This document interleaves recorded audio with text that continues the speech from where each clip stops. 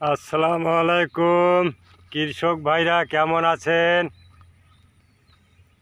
আমার তো আগের ভিডিও দিয়েছিল রমজান মাসের শসা চাষ।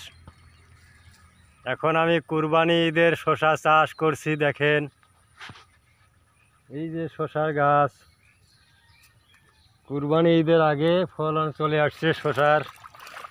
এই যে দেখেন শসা, এই যে দেখেন শসা, এই যে দেখেন শসা, কুরবানি ঈদের শসা।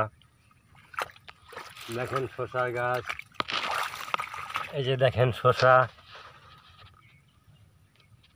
শসা ফলন দেখেন। এই যে দেখেন শসার ফলন।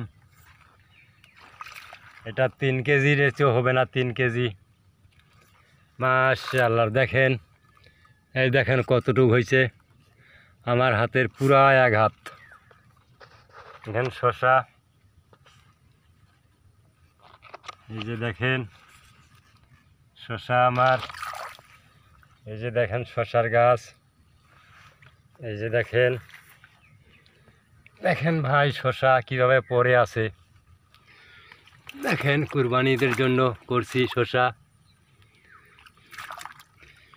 এই ক্ষেতটা শসার, ওই যে ওইখান থেকে ধরে, এই যে এটা শসা ক্ষেত, এই যে এটা দেখেন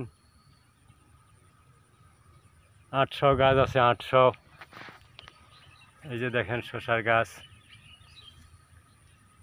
শসার পাতা কাটা লাগে ভাই, শসার পাতা না কাটলে ফলন ছোট হবে। দেখেন, এই যে পাতা কাটে নাকছে।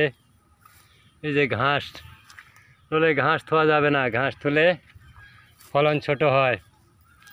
এই যে দেখেন শসা। ঠিক আছে, ভালো থাকেন। কুরবানিদের দোয়ার থাকলে সবাই আসবেন। খোদা হাফেজ।